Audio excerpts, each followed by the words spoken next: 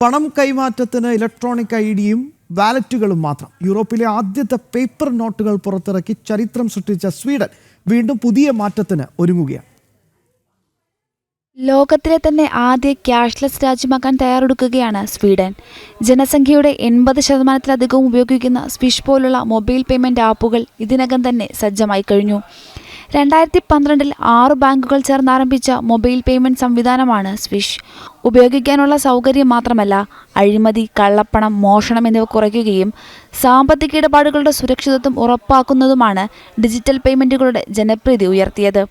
ഇതോടെ ഡിജിറ്റൽ ഇടപാടുകളുടെ സ്വീകാര്യതയും വർദ്ധിച്ചു.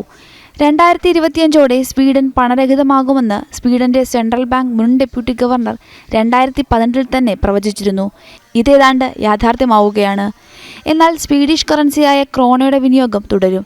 മിക്ക കടകൾക്ക് മുന്നിലും ഇടപാടുകൾ ക്യാഷ്ലെസ് ആണെന്ന് ബോർഡ് സ്ഥാപിച്ചിട്ടുണ്ട്. ഇലക്ട്രോണിക് ഐഡിയും വാലറ്റും മാത്രം ഉപയോഗിച്ച് പണമിടപാടുകൾ നടത്തുന്ന കാലത്തെ പ്രതീക്ഷയോടെയാണ് സ്വീഡിഷുകാരും സ്വീകരിക്കുന്നത്. ന്യൂസ് ഡെസ്ക്, ജനം.